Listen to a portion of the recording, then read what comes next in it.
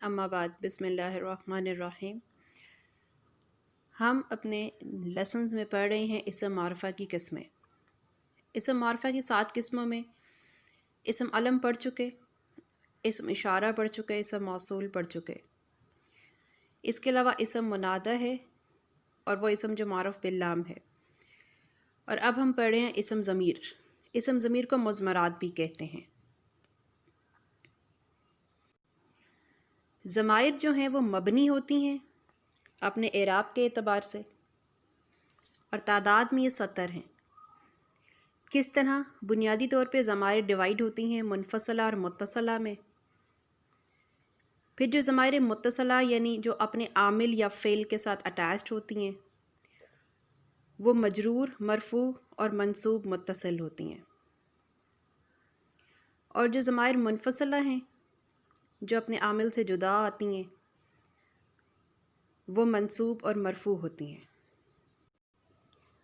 آئیے اب دیکھتے ہیں ان کی تفصیل۔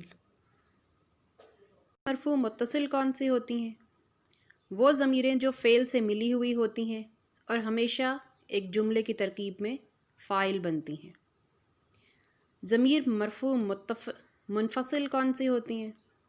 وہ ضمیریں جو فعل سے علیحدہ آتی ہیں اور ترکیب میں مبتدا، خبر یا فاعل ہوتی ہیں۔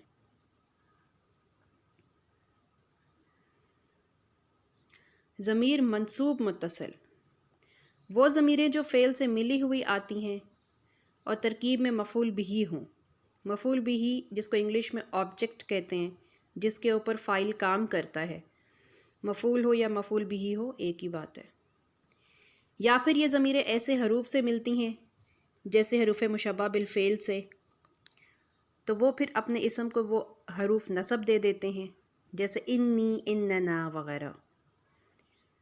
پھر ضمیر منصوب منفصل ہیں، یہ وہ ضمیریں ہیں جو فعل سے علیحدہ آتی ہیں اور مفعول بہ بنتی ہیں۔ آج ہم ضمیر منصوب منفصل پڑھیں گے۔ اس سے پہلے ضمیر مجرور متصل دیکھ لیں۔ یہ وہ ضمیریں ہیں جو حرف جر سے ملتی ہیں جیسے لی، لنا وغیرہ۔ یا پھر یہ وہ ضمیریں ہوتی ہیں جو بطور مضاف الیہ آتی ہیں، اپنے مضاف کے ساتھ مل کر مضاف الیہ بنتی ہیں جیسے غلامی میرا غلام، غلامنا ہمارا غلام وغیرہ۔ تو یہ ضمیر کی 5 قسمیں ہیں جس میں سے ہر قسم کے اندر 14 صیغے موجود ہیں۔ اسی لیے کہا جاتا ہے کہ ضمائر 70 ہیں تعداد میں۔ اب ضمیر منصوب منفصل کسے کہتے ہیں؟ جیسے سورہ فاتحہ میں آپ لوگ پڑھتے ہیں ایاک نعبد و ایاک نستعین، صرف تیری ہی ہم عبادت کرتے ہیں، صرف تجھ ہی سے ہم مدد مانگتے ہیں۔ تو ایاکا اور ایاہو اور یہ سب جو ضمیر ہیں، ایایا، ایانا، ایاکا، ایاکما، ایاکم، ایاکی، ایاکما، ایاکن، ایاہو، ایاہما، ایاہم، ایاہا، ایاہما، ایاہن، یہ تمام تر ضمائر منصوب منفصل ہیں اور یہ ایک جملے میں مفعول بہ کے طور پر آتی ہیں، لیکن یہ جملے کے آغاز میں آتی ہیں عموماً مقدم ہو کر۔